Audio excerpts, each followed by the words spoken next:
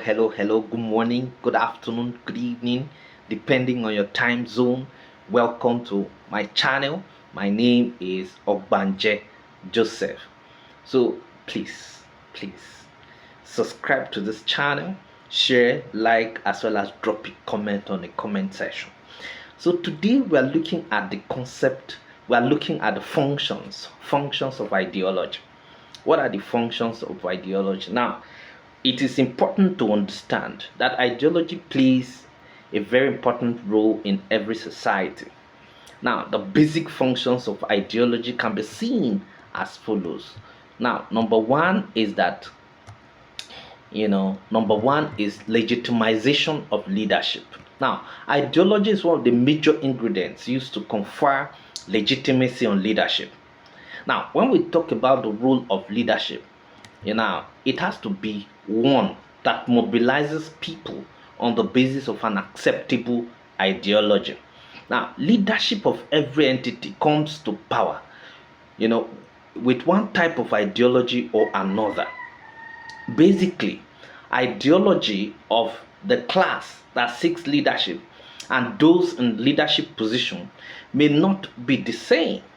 The people choose the leadership based on the kind of ideology they represent. Now, ideology itself is a means to an end and not an end in itself. Now, without a definable ideology, an individual seeking to be elected into a position of authority will not be given the mandate, because he will not give a good direction, to the subordinates.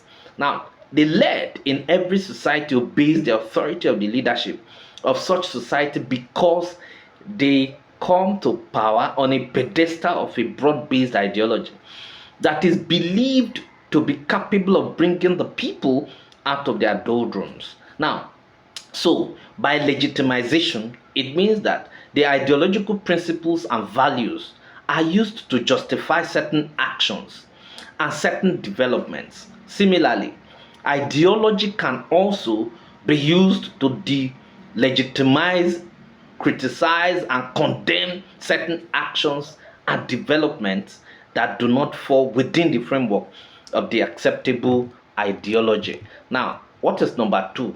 Number two function of the ideology is that it is used to promote social coherence. Now, every society that wants to be orderly and wants things to take shape needs an ideology. It is a strong weapon used in cementing different opinions, ideas, and perceptions. Now, the national ideology enables citizens to behave in accordance with norms and values, which are part and parcel of the central ideology. Now, people will not behave and take the laws into their hands where there is a potent ideology, because the essence of ideology is for the society to be orderly and habitable. Number three, it facilitates conflict management. Man is naturally lawless, in which case the basic instinct of man is survival, and when he struggles to survive, he will naturally be in context with his fellow man, owing to the limited supply of resources. Now, this leads to conflict in the society because as man socializes, he has a tendency to have a clash with others arising from conflicting interests. Okay, ideology is in place to bring peace and order to the society. It defines what should and should not be done in a society. Where people are conscious of the world around them and adhere strictly to the tenets of principles of particular ideology that guides them, it reduces friction in that society. A society that is controlled and dominated by a socialist ideology, for instance, the people in such society will not have to insist on practicing capitalism because it will give rise to friction. Okay, so that is another point. The next point is that ideology serves as a beacon of light and gives a sense of direction. Ideology is a powerful phenomenon because it has the capacity to illuminate the whole society and give a sense of direction to a people. Ideology is a framework of action and guidance system that gives order and meaning to life and human actions. Now, it endorses a nation or group with a sense of what? With a sense of purpose, a sense of identity, a desire to work for achievement, for certain objectives and what? And goals. Therefore, ideology plays a very dynamic role in the lives of a nation as well as groups because it shows them the path and destination which they want to achieve. With ideology, the destiny of a people can be reached without much qualms because everybody in the society will act in tandem with the blueprint and guideline that has been set by the provisions of the ideology. Now, the next point is that ideology serves as a guide to policy choice and assessment of conduct. Now, no nation operates without an ideology. As such, the policies and programs of every nation are made in line with the particular ideology. For a nation or a group to embark on certain projects, those projects must conform with the central ideology. Now, ideology serves as a guide because it provides the principles with which people should behave, but ultimately, it is the responsibility of the individuals, to implement it. It must address the societal problems. Otherwise, it will it will be impotent on the long run. Now, ideology is used to assess the role of leaders, institutions, and constituted authorities. Their activities and performances are judged based on the stated and established ideology. Where they live up to expectation, they are given a pat on the back. But if they are not meeting up, they are most times given the boots, especially in a democratic society. Now, the last point, the last function of ideology is that it serves as a dynamic force.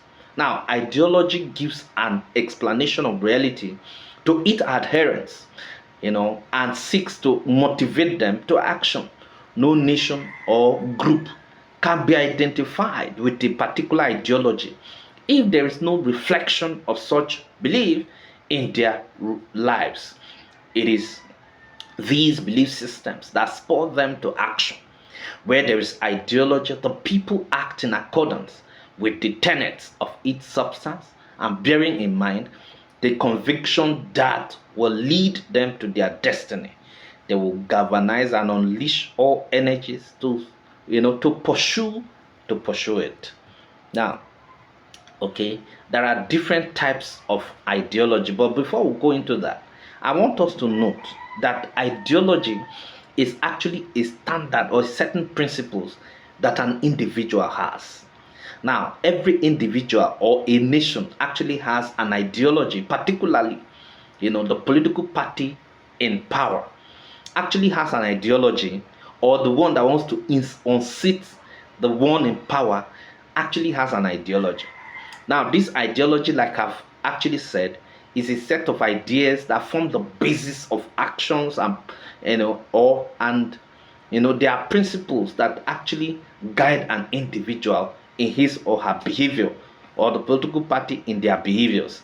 Now, if you draw me down to a micro level, that is an individual level, you find out that every individual has certain principles. Now, this principle is what guides his activities, is what guides his life. Now, this principle is what will guide him in building his own community, in building his own family, in having his own friends. So at the end of the day, this ideology, like I said, is actually the basis upon which people live in every society. And there are certain functions that it performs. Now, as a recap, I've actually said that ideology, serves the role of legitimization of leadership. It also serves the function of promotion of social coherence. It also serves the function, of facilitating conflict management. It serves as a beacon of light and gives a sense of direction. It also serves as a guide to policy choice and assessment of conduct. And ideology serves as a dynamic force for every society. Thank you very much.